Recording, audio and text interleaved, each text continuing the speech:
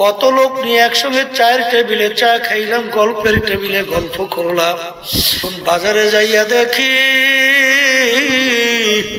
সেই লোকগুলাকে আর বাজারে দেখা যায় না। আল্লাহর বান্দারা, পর্দা আলেম মা বোনেরা, একদল বর্তমানে বের হইছে বাবার দরবারে যাইয়া হাত জোর কইরা নাউজুবিল্লাহ মাথা নত কইরা তারপর সেজদার মতো ভাব করে নাউজুবিল্লাহ সেজদাও দেয়। চিৎকার মারে বলে নাউজুবিল্লাহ। আছে না নাই? আছে আছে আছে আছে। একদল বর্তমানে বের হইছে মাজার পূজা করে, মাজারে যাই হাত জোর করে, মাজারে যাইয়া মাথা নত করে নাউজুবিল্লাহ সেজদাও দেয়। নাউজুবিল্লাহ কর না? আবার মাজারে যাইয়া বলে বাবা আমাকে ছেলে দাও, মেয়ে দাও, আমি বড় অসুবিধার মধ্যে আছি, কেস কামারের ভিতরে সমস্যায় আছি। বাবা আবার চোখ দিয়ে পানিও ফেলায়। কথা না জোরে বলেন, কথা ঠিক নেই। আল্লাহর রসুলের চেয়ে বড় পীর, বড় অলি, বড় গাউস কুতুব দুনিয়া থেকে আসছে, আসবে। আল্লাহর রসুল রওজা পাক মদিনা শরীফ আছে না নাই? আল্লাহর হাবিবের রওজা মুবারকে হাত জোর করা যায়? মাথা নত সেজদা। এ কপাল পরা বোঝো না? কপাল পরা বোঝো না? যদি আল্লাহর রসুলের রওজা মুবারকে হাত জোর মাথা নত সেজদা করা না যায়, এমন কোন বাবা বের হয়েছে, এমন কোন পীর বের হয়েছে যার সামনে মাথা নত সেজদা হাত জোর করা যাবে? জোরে করা যাবে? যেটা করবো ওটা একটা মুশরিক। জোরে বলেন নাউজুবিল্লাহ। আবার একদল বের হয়েছে, তারা বলে মানে বাবা সন্তান মুরিদদেরকে বলে তোদেরকে যদি বেহেশতে না নিতে পারি আমি কেমন বাবা, তুই কেমন শাগরেদ, আমি কেমন পীর, তুই কেমন মুরিদ। আছে? এ আল্লাহর বান্দারা, আল্লাহ রসুল সে বড় পীর অলি গাউস কুতুব আসছে, আসবে আর কোনদিন? আল্লাহর রসুল ছুটি রাখবে মানবে কিনা জানি না। একদিন ফাতেমা রাদিয়াল্লাহু তাআলা আনহা নাম শুনছেন? তার কলিজার টুকরা সন্তান ফাতেমা। আল্লাহর রসুল আঙ্গুল দিয়ে ইঙ্গিত করে বলতেছে ইয়া ফাতেমা তু আনকিজি নাফসাকা মিনান নার, ও ফাতেমা রে দুনিয়ায় থাকা অবস্থায় নিজে আমল করো, জাহান্নামের আগুন থেকে বাঁচো। ও ফাতেমা এরপরে অন্ধকার কবরে যাইয়া শো। ফাতেমা যদি কবরে এই পরিচয় দাও আমি আখিরি জামানার নবীর মেয়ে, আল্লাহ রসুল বলেন ফাতেমা রে এই পরিচয় কবরে কোনো কাজ হবে না। কে বলছেন? কাকে বলছেন? কাকে বলছে? হ্যাঁ, আল্লাহর রসুল যদি তার মেয়ের ব্যাপারে কবরে কোনো নাজাতের গ্যারান্টি দিতে না পারে, এমন কোন বাবা আছে, এমন কোন পীর আছে যে তার মুরিদদেরকে, তার শাগরেদদেরকে নাজাত করে জান্নাতের ব্যবস্থা ঘোষণা দিতে পারবে? আবার যদি পারবে, যদি না পারে কি আশায় ঘুরিয়া কি করতেছেন বাজার, কোথায় যাইতেছেন? ফাতেমা রাদিয়াল্লাহু তাআলা আনহা ইন্তেকালের পরে, কবর দেওয়ার পরে আবু যার গিফারী রাদিয়াল্লাহু তাআলা আনহু কবরকে লক্ষ্য করিয়া বলতেছেন এ কবরের মাটি সাবধান, বেয়াদবি করিও না। তোমার গর্বে কাকে রাখছি জানো? সরদার দো জাহান আল্লাহর রসুলের কলিজার টুকরা সন্তান ফাতেমাকে। আলী আল্লাহু আকবার কাররামাল্লাহু ওয়াজহু তার স্ত্রীকে, হাসান হুসাইন রাদিয়াল্লাহু তাআলা আনহুমা তার আম্মাজানকে খবরদার বেয়াদবি করিস না। আমার মালিকের কুদরত, কবরের মাটির জবান খুইলা গেল। কবরের মাটি ডাক দিয়ে বলে আবু যার গিফারী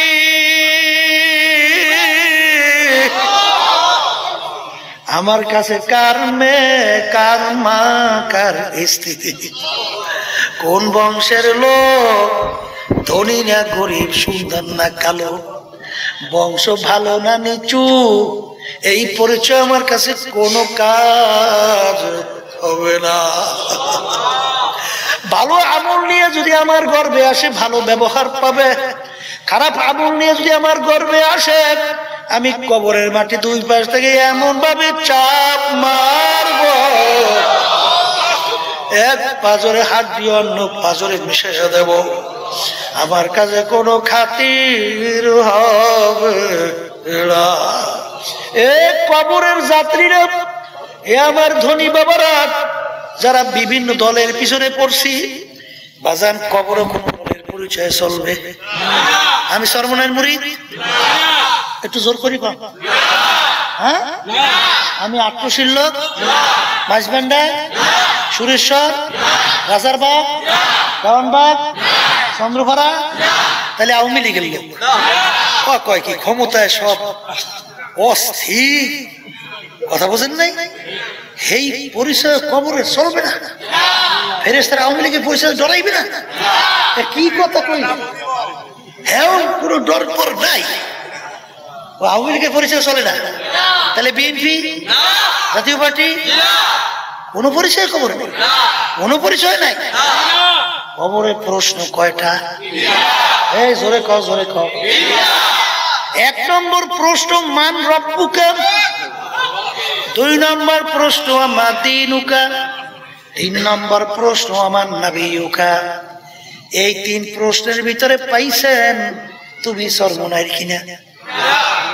আট্টশীল। এই যদি বাবার পরিচয়, দলের পরিচয় যদি চলতো কবরে, তাহলে প্রশ্ন হইতো সরমনাইর না ওই আইসুকা, কথা কথা, আট্টশীল না ওই আইসুকা, চন্দ্রপাড়া রাজারবাগ না ওই আইসুকা, আওয়ামী লীগের না ওই আইসুকা। উত্তর দে, এই আছে এর মধ্যে কোন প্রশ্ন আছে? যদি না থাকে, এই আল্লাহর বান্দারা পর্দা আলে মা করে রাখা, আমি ভাত খাইলে আমার পেট আমার ভরে, আমার পিঠ ভাত খাইলে আমার পেট ভরে, আমি ফিরতে করবো কি? ব্যাপার হ্যাঁ, আমার গায়ে আঘাত করলে আমি ব্যথা পাই, আমি ফিরতে করবো, জোরে বলেন কথা ঠিক। যতক্ষণ পর্যন্ত পীর বা মুরব্বী কোরআন এবং হাদিস অনুযায়ী আমাকে চলতে বলবে, পরামর্শ দেবে, ততক্ষণ তাদের কথা মানব। আর যখন তার বাহিরে কোনো কথা মানার জন্য বলবে, বাপ মায়ের কথাও মানা যাবে না। পীর তো দূরের কথা, বাবা তো দূরের কথা, বাপ মায়ের কথাও মানা যাবে না, কথা ঠিক কিনা? এই জন্য আমার বাজানদেরকে বলবো, পর্দা আলে মা বোনদেরকে বলবো, এ দুনিয়াদার পাগল, আর দুনিয়া দারুল মেহনে ওয়াল বালা, দুনিয়া কিন্তু বালা মুসিবতের জায়গা, কষ্ট ক্লেশের জায়গা, রোগ ব্যাধির শেষ নাই, দেখতে না দেখতে বুড়া হয়ে যায়। কিছুদিন আগেও বলতে গেলে ল্যাংটা হইয়া দৌড়াইলাম, এখন আয়নার সামনে চেহারার দিকে তাকাই, দেখি কাঁচার দাড়িগুলা পাইকা সাদা হইয়া গেল, আরে চুলগুলা পাইকা গেল। কত লোক নিয়ে একসঙ্গে চায়ের টেবিলে চা খাইলাম, গল্পের টেবিলে গল্প করলাম, এখন বাজারে যাইয়া দেখি সেই লোকগুলাকে আর বাজারে দেখা যায় না। তামাম দুনিয়া যে কোনো প্রান্তে মানুষ থাকলে সেকেন্ডের মধ্যে যোগাযোগ করা যায়। বাড়ির দরজায় আমার আম্মা ঘুমায়া রইল, আমার আব্বাও ঘুমায়া রইল, আমার আত্মীয় স্বজন ঘুমায়া রইল, কই একদিন তো খবর দিতেও পারলো না, নিতেও কিন্তু পারলাম না। এখন মন কি বুঝো রে মন, এমন একদিন ঘটবে রে মন, যেদিন তুমিও কাউকে পরিচয় সংবাদ দিতে পারবে না, তোমাকেও দিতে পারবে না, সেদিন বেশি নাই রে। এ দুনিয়াদার পাগল, কোন সম্পদের পিছনে পড়ছো, কোন সম্মানের পিছনে পড়ছো।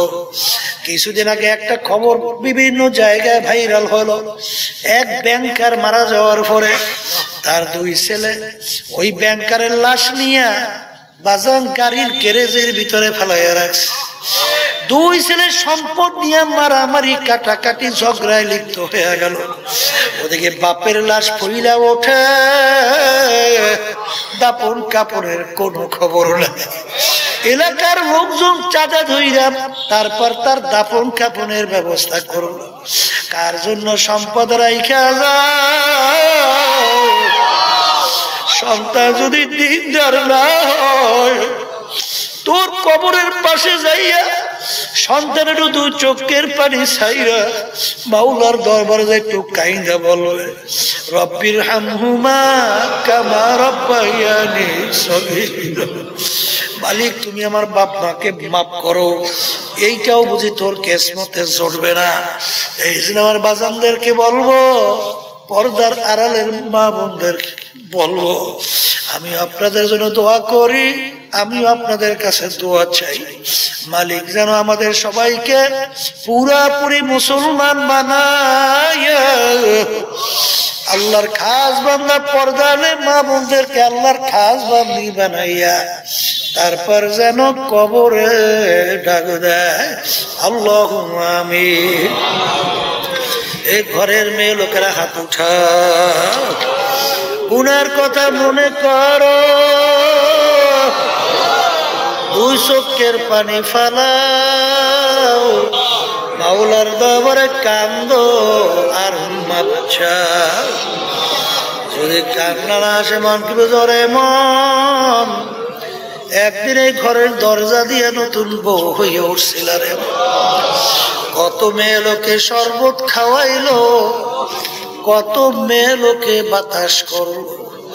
আবার এমন একটা দিন আসবে এই ঘরের দরজা দিয়া মরা লাশ হইয়া বের পাওয়া। ছেলে কান্দে মামা করে, মেয়ে কান্দে মামা করে, জবাব তো আর দিবা না। আল্লাহ আপনি একটু মাঠের দিকে চাইয়া দেখে আপনার বন্ধুরা কিভাবে কান্দে। বাড়িকে আমাদের ছেলেও মরে না, মেয়েও মরে না, গুনাহ করে বসছি রে, মাফ করে দেন গো মাওলা, মাফ করে দেন। এ আল্লাহর বান্দারা জোর করে কান্দে, এ কান্না আসে না, কান্না আসে না। সন্তান মারা গেলে চোখের ভিতরে পানি আসে, সন্তান মারা গেলে চোখের ভিতরে পানি আসে। তোমার আমার গুনার কারণে জাহান্নামের আগুন জ্বলবে,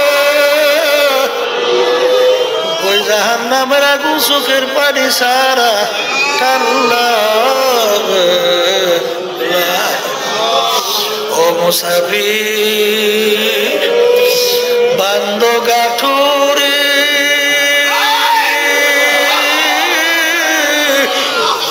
বহু দূরে ঠিকানা, আজ ভিজানা কাল ভিজানা, কবর আখের ঠিকানা। আল্লাহ যাদের উসিলায় মাহফিল হইল, চেষ্টা খাটনি সাহায্য করলো, আমরা যারা উপস্থিত হয়ে গেলাম সবার উপরে খাস মেহেরবানি নাযিল করেন আল্লাহ। মাহফিলকে হেদায়েতের জরিয়া বানায়া দেন। আমাদের আম্মা আব্বা আত্মীয় স্বজন যারা কবরে শুয়ে রয়েছে সবার কবরকে বেহেশতের বাগান বানায়া দেন। আল্লাহ মাদ্রাসা সহ দিনী সহি প্রতিষ্ঠানগুলো কবুল করেন। আল্লাহ কে কোন নিয়তে হাত তুলছে জানি না, সবাই দেবেন নেক মাকসাদ গুলা পুরা করে দেন। সুবহান রাব্বিকা রব্বিল ইজ্জাতি আম্মা ইয়াসিফুন ওয়া সালামুন আলাল মুরসালিন ওয়াল হামদুলিল্লাহি রাব্বিল আলামিন।